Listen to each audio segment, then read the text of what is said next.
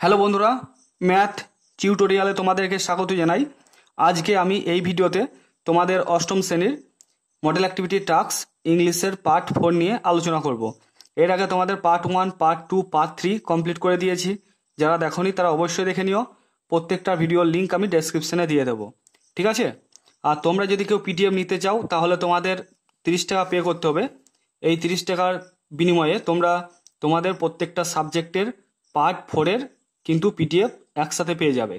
মানে বাংলা, ইংরেজি, গণিত, পরিবেশ ও বিজ্ঞান, ইতিহাস, ভূগোল, স্বাস্থ্য ও শারীরশিক্ষা, তোমাদের 7টা সাবজেক্টই কিন্তু একসাথে পেয়ে যাবে। পিডিএফটা লিঙ্ক আমি ডেসক্রিপশনে দিয়ে দেবো। তো কিভাবে ডাউনলোড করতে হবে লিঙ্কে ক্লিক করলে বুঝতে পারবে। তো চলো এবার আমরা কথা না বাড়িয়ে ডাইরেক্ট প্রশ্ন উত্তরে আসবো। তো তোমরা এই প্যাসেজটা পড়বে, এইটা তোমাদের টেক্সট বইয়ের দি উইন্ড ক্যাপ থেকে নেওয়া হয়েছে। তো আমি এটা আর পড়ছি না, তোমরা একবার পড়ে নেবে। আমি একদম অ্যাক্টিভিটি 1-এ আসছি। প্রথমে কি বলা আছে দেখো, তার আগে দেখবো আমরা কি বলেছে। অ্যান্সার দ্য ফলোয়িং কোয়েশ্চেন, মানে নিচের প্রশ্নগুলোর উত্তর দিতে বলছে। 1 নম্বরটা বলেছে হোয়াট হ্যাপেন্ড অ্যাজ জন লে ফাস্ট অ্যাসলিপ, মানে জন যখন গভীরভাবে ঘুমিয়েছিল তখন কি ঘটলো। তোমাদের এইখান থেকে লিখতে হবে he laid fast asleep and fell to dreaming again. এখানে লেড করবে কারণ পাস্ট টেন্সে করবে। দেখো আমি এখানে লিখেছি as John laid fast asleep he fell to dreaming again, এটা লিখবে। তারপরে 2 নম্বরটা কি বলেছে দেখো, how did the squall arise suddenly, মানে কিভাবে ঝড়টা হঠাৎ করে উঠে এসেছিল। তার জন্য তোমরা এখান থেকে এতটা লিখবে। দেখো in John's dream the season turned rapidly and as each turned so did John in his bed consequently the cap on his head twisted round and about. তো এতটাই তোমাদের লিখতে হবে। দেখো আমি এখানে লিখেছি, বুঝতে পারছো? এরপরে 3 নম্বর কোয়েশ্চেনটা কি বলেছে দেখো, describe the condition of the ship in the স্কোয়াল, এই ঝড়টাই জাহাজটির কি অবস্থা হয়েছিল। তো তার জন্য তোমাদের এইখান থেকে এতটা লিখতে হবে। কি লিখবে দেখো, the wind had been whirling about the boat steering the sails and snapping the spars, এতটাই তোমাদের লিখতে হবে। তারপরে 4 নম্বরটা কি বলেছে দেখো, what did the sailors do to stop the squall, মানে এই সামুদ্রিক ঝড়টাকে থামানোর জন্য নাবিকেরা কি করেছিল। তো তোমাদের এইখান থেকে এতটা লিখতে হবে। লিখবে they shouted in anger and fear and try to rid the cap off his head. তো তোমাদের এতটাই লিখতে হবে। আমি এখানে দেখো উত্তর লিখে দিয়েছি, যেটা যেটা তোমাদের আমি বললাম। তো তোমরা একবার ভিডিওটা থামিয়ে দেখে নাও। এবার আমরা অ্যাক্টিভিটি 2-তে আসবো। অ্যাক্টিভিটি 2-তে কি বলেছে দেখো, rewrite the following sentences using future perfect tense, one is done for you, মানে নিচে যে বাক্যগুলো দেওয়া আছে সেই বাক্যগুলোকে ফিউচার পারফেক্ট টেন্সে পরিবর্তন করে লিখতে হবে। মানে যে টেন্সে দেওয়া আছে সেই টেন্সটাকে পরিবর্তন করে ফিউচার পারফেক্ট টেন্সে পরিবর্তন করতে হবে। এই সেন্টেন্সগুলোকে আবার লিখতে হবে।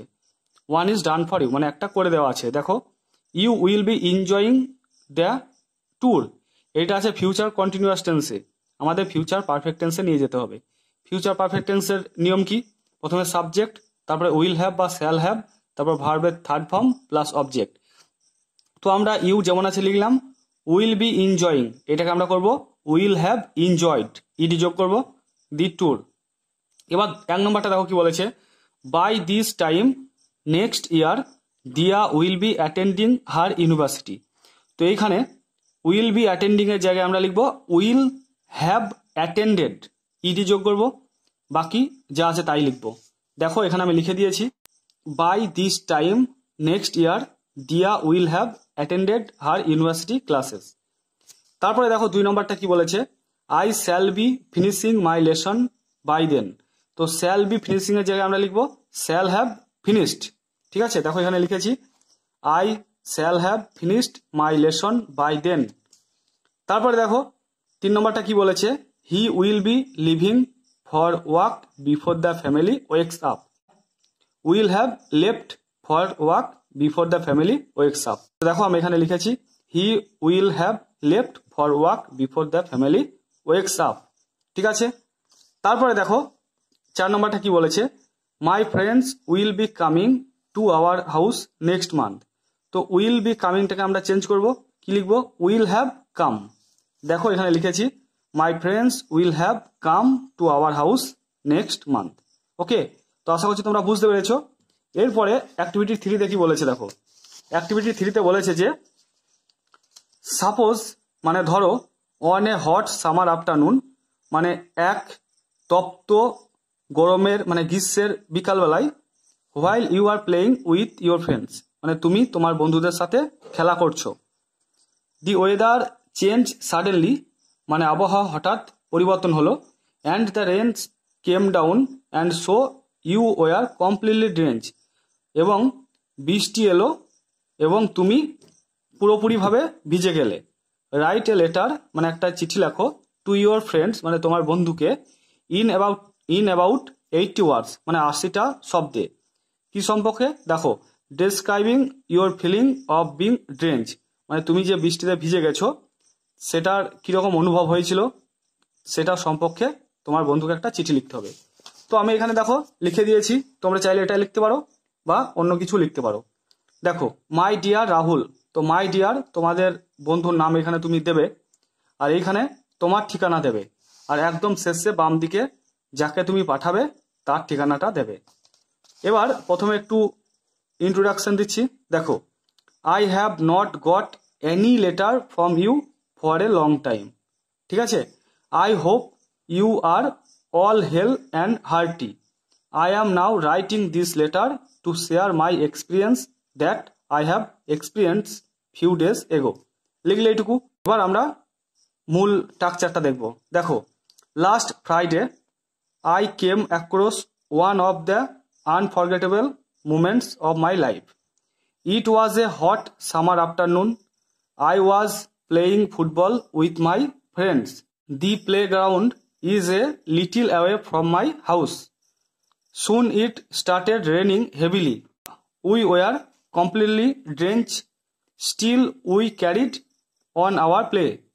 I cannot explain you in words the pleasure of playing football in a waterlogged ground. Soon our dresses were full of mud as we slipped many times on the wet ground. After the play ended, we went to a nearby pond, took bath and went back to my house. লিখলে no more today, hope to meet you soon with love, দিয়ে এখানে দেবে your loving friend, তোমার নামটা দিয়ে দেবে, আর যাকে পাঠাবে তার ঠিকানাটা এখানে দিয়ে দেবে। ঠিক আছে, তো বন্ধুরা আশা করছি তোমরা ভালোভাবে বুঝতে পারলে তোমাদের প্রশ্নের উত্তরগুলো। তো ভিডিওটা যদি ভালো লাগে তো অবশ্যই ভিডিওটাকে লাইক করো, আর চ্যানেলটা সাবস্ক্রাইব করা না থাকলে অবশ্যই সাবস্ক্রাইব করে দিয়ে পাশে থাকা বেল আইকনটিকে ক্লিক করে রেখো, কারণ আমি যখন কোনো ভিডিও আপলোড করব তোমরা সঙ্গে সঙ্গে নোটিফিকেশন পেয়ে যাবে। তো তোমরা সবাই ভালো থেকো, সুস্থ থেকো, থ্যাংক ইউ।